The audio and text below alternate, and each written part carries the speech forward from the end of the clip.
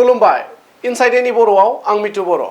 हादोरनाङै petrol डिजेलनि बेसेन बांनायनि जाहोनाव सानफ्रोमबोनि जिउ खुंनायाव हादोरनि साफ्रोम नोगोरारिफोरानो गोब्राब जेंनानि मोगा-मोगि जानो गोनां जादों।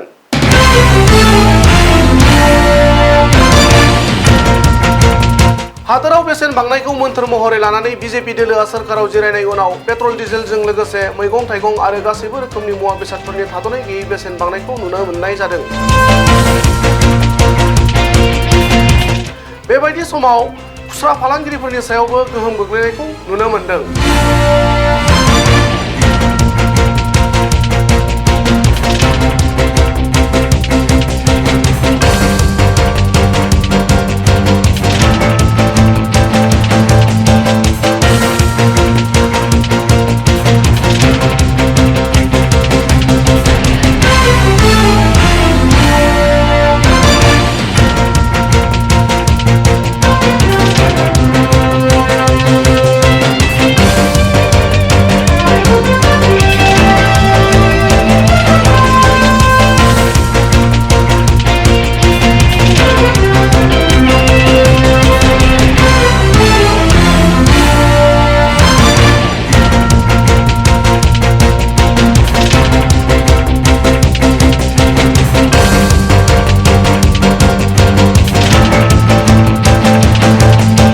लोगोसेनो जरहाट जिल्ला CPIMनि नेहाथारि सुनील बरुवाया बेसेन बांनायनि सायाव ओरैबायदि बुङो।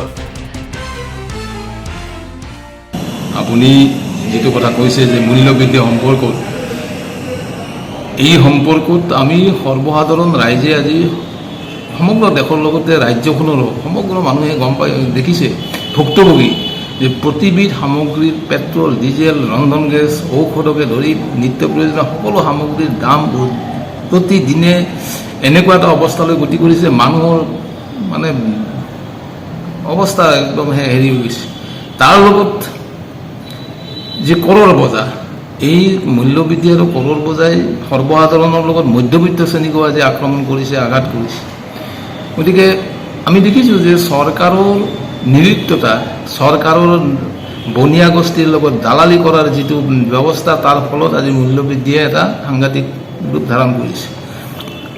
1955 এছেঞ্চিয়েল কমোডিটি এক্ট বাতিল কৰাৰ মাজেদি বাতিল কৰিব বিচাৰিছে চৰকাৰে, কৃষি আইন আনিছে আৰু এই আইনৰ মাজেদি নিত্য প্ৰয়োজনীয় সা সামগ্ৰীসমূহৰ নিয়ন্ত্ৰণ, তাৰ বজাৰ দামৰ নিয়ন্ত্ৰণ কৰা, মজুত কৰা নিয়ন্ত্ৰণ কৰা ব্যৱস্থাটো চৰকাৰীভাৱে উঠাই দি বনিয়া গোষ্ঠীক লুটি-পুটি হোৱাৰ কাৰণে এটা ৰাস্তা দিব বিচাৰিছে।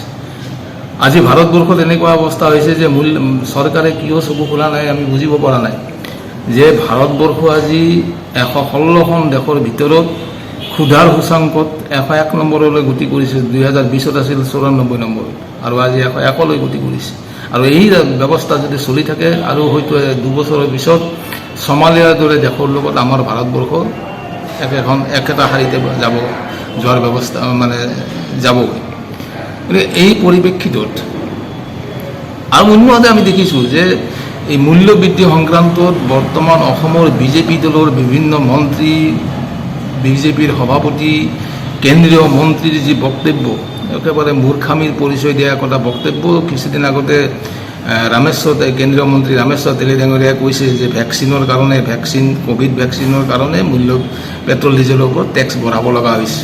যদি সেইটোৱে হয় তেতিয়াহ'লে PM কেয়াৰ্ছৰ নামত যি হাজাৰ হাজাৰ কোটি টকা সংগ্ৰহ কৰিছে, 25,000 কোটি টকা বাজেটত নিৰ্ধাৰণ কৰিছিল ভেকচিনৰ নামত, সেই টকাটো ক'ত গ'ল? আমি এইটো বুজিম নেকি যে পেট্ৰল ডিজেলৰ কৰৰ টকাৰে আমাক ভেকচিন দিছে আৰু PM কেয়াৰ্ছৰ নামত বা 25,000 কোটি টকা এই যি বাজেটত আছিল এই টকাখিনি বিজেপিয়ে লুটি-পুটি মানে লুটপাট কৰিলে, তেওঁলোকে আত্মসাৎ কৰিছে।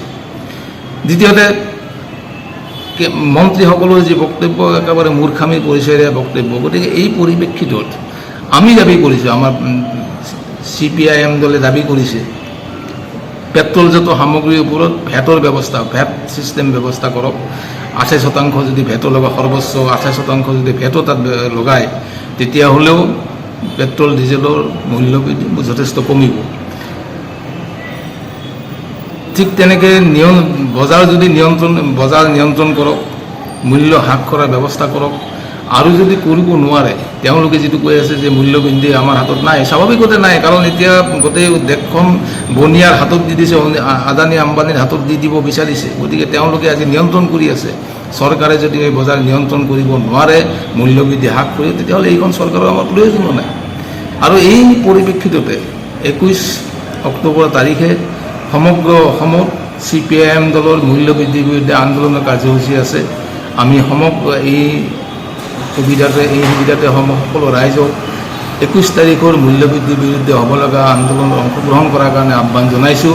আৰু চৰকাৰৰ এই যি বনিয়া প্ৰীতি, বনিয়াৰ লগত দালালি কৰি মানুহক মূৰত ৰামটাঙন মৰাৰ যি ব্যৱস্থা, এই ব্যৱস্থাৰ বিৰুদ্ধে সমগ্ৰ ৰাইজক ওলাই ৰাজপথত নামি আন্দোলন কৰাৰ কাৰণে আহ্বান জনাইছোঁ।